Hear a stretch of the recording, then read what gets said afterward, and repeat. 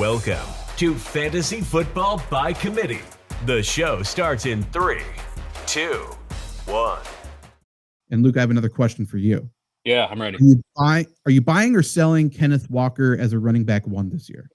Buying. We talked about it in the past.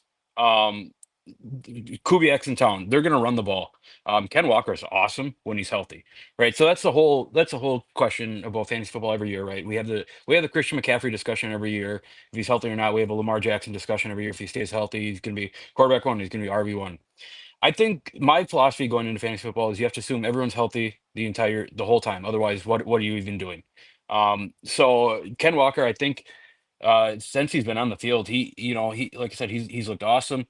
The run game, it feels like it feels like this is a run right, get to third and short, maybe throw a bomb there, keep it underneath. It doesn't feel like this is like a major big play offense in my mind. I mean, we kind of saw that last year with Sam Darnold. I guess take Justin Jefferson out of the equation, the Vikings were kind of run by the ball, get checkdowns to your running backs, play easy football. And we saw Aaron Jones have an incredible year with that. Now, I'm not saying that Ken Walker's Aaron Jones, but he's a guy who's got an incredible frame for a running back who can sneak through and kind of hit holes hard. I love the system he's in. I love Ken Walker as a player. I think this is a year where people are, I'm sure, are down on Ken Walker, right, coming off of injuries and everything. I think this is a year where you can see 1,100 yards, 10 touchdowns out of Ken Walker. Granted, he stays healthy, and like I said, I'm assuming everyone's always going to be healthy. So. That's fair. And we also should say you're not just bashful. You were actually at Packers Seahawks camp today, and that's why you're red, because it was hot as hell out there. You got burnt. I don't think Walker practiced today. Did he? No, he did not. Okay, but so what did you see from the Seahawks offense other than I heard Jackson Smith and Jigba sort of destroyed the Packers? But did they show much of like a zone running heavy team? Or like, what did they try to do today? It felt like no. Honestly, it seemed like hat on a hat, man on a man. Make easy blocks. Charbonnet take power run. Run a couple. I guess run a couple zones, run a couple runs, run a couple stretches. It didn't seem like anything crazy to me. It just seemed like power football. Did they run? I mean, it's a lot of details to just think back on what they did. Did they run a lot of 12 personnel today? And it totally depends on where they are in terms of what they are trying to do in practice, right? Like if they're super confident in one thing and they're probably very confident in their zone running game right now, they're probably going to be practicing the things that they're iffy about against the Packers to shore those up. But at least today, did they show much of a 2 tight end look, or did they try to spread people out? And then side note, did you see Cooper Kupp today? Because I haven't seen anything about him this entire offseason. I saw him once. I saw him run one wind sprint down the sideline. But from most of the formations, he's sitting there on the sideline. It's crazy that fans get better viewing experience than media does, but whatever. That's for a different story. It was Smith and Jigba. Jake Bobo was in a little bit. MVS was in a little bit. And it felt like, it was, it's hard to, it's like 50% one tight end, 50% two tight ends. Zach Charbonnet was kind of taking the brunt of the carries. It was nothing to signal that, Seattle's doing something crazy here. I know I'm not giving you much information, but standing behind the Seattle sideline with like Leonard Williams in front of me, it's hard to see stuff.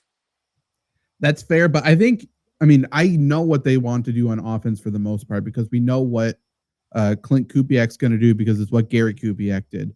And they're very good at what they do, and it's not impressive stuff. It's zone right, zone left, throw to the tight end, play action, build off of that, West Coast a little bit. Like, it's very simple. And like you're saying that they didn't try to show anything too complex. No. That's what they're going to try to not make mistakes, because they know their defense is really fucking good. Yeah, the defense is good.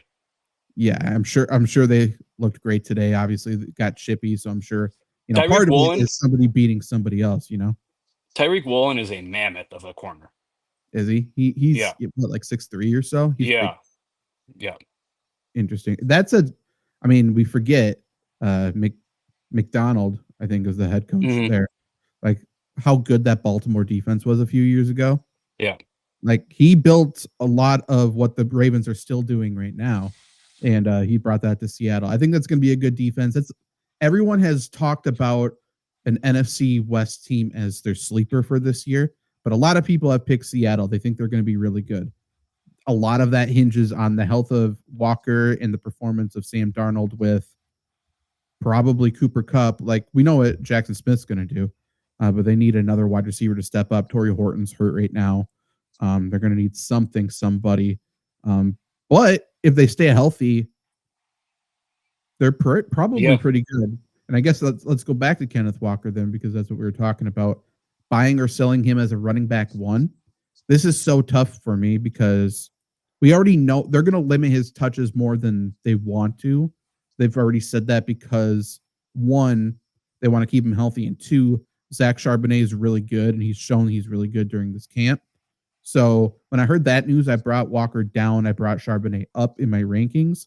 But when Walker's healthy, to your point, I think he's a lock and load, no-brainer running back one. And I don't want to go into the season thinking pretty much anybody is going to be hurt, other than like I'm for sure adjusting Marshawn Lloyd to lose a minimum of 5 games. Sure. And there's other players like that, like Chris Olave. There's no doubt I'm ranking him assuming he's not playing a full season.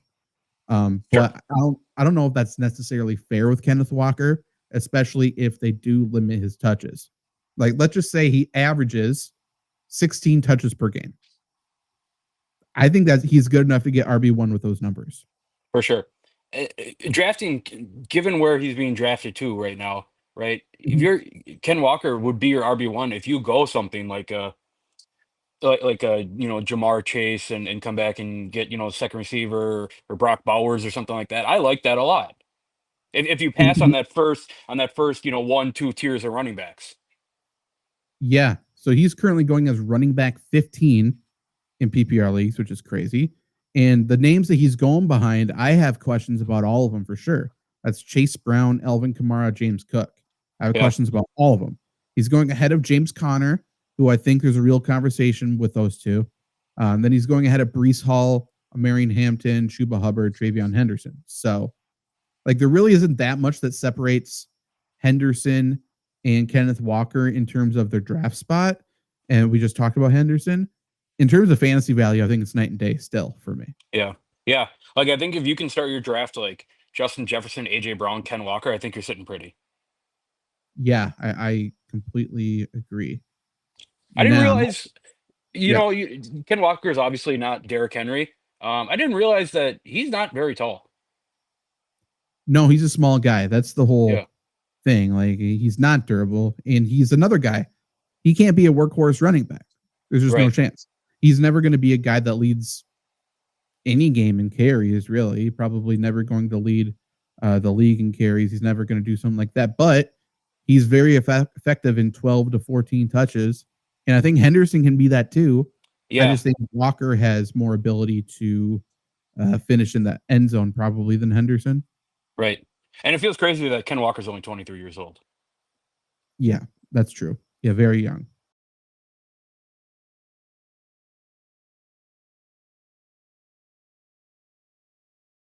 Are you buying or selling, sticking in the running back world, buying or selling Christian McCaffrey as a first-round pick? Oh.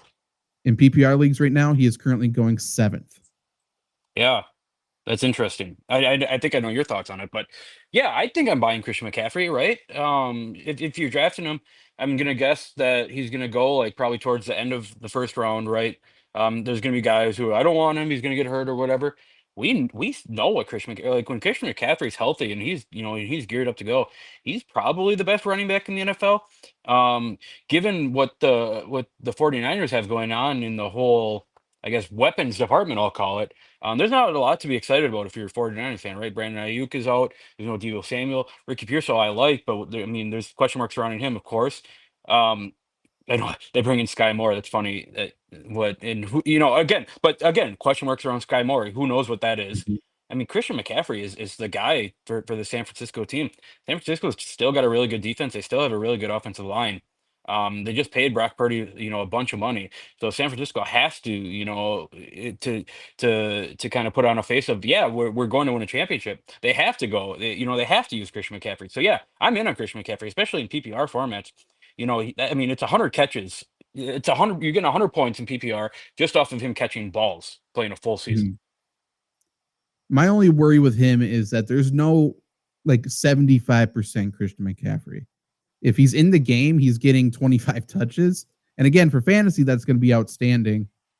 He's taken a lot. Talking about Kenneth Walker's wear and tear, McCaffrey is a bald tire. But I do think he can still get the job done. I think he's for sure a first round pick for me. In fact, for PPR leagues, I think he's a tier 1 running back for me. So I have my rankings broken down into tiers. So I think I have him at running back 3 or 4. But like, if you told me he finishes as the top running back in fantasy or top scorer overall in fantasy, like that's not even a tiny bit surprising. Like, what if he comes back and looks exactly how he did 2 years ago? That's it. Oh, he's going to be good. Yeah, you tell me Christian McCaffrey finishes number 1 fantasy player this year, I say no shit. Of course he does. Right. And yeah, they don't have a ton of experience, healthy talent and experience, I guess, in that pass catching core. They're again putting a lot of trust into George Kittle's health. He was great last year. He was insanely good last year, and he stayed healthy. That's rare for him. Like, he's going to miss a couple games usually because of just how he plays football. Brandon Ayuk probably going to start the year on PUP, I think. So he's going to miss probably 4 or 5 weeks or something. In the last time we saw him, he wasn't good.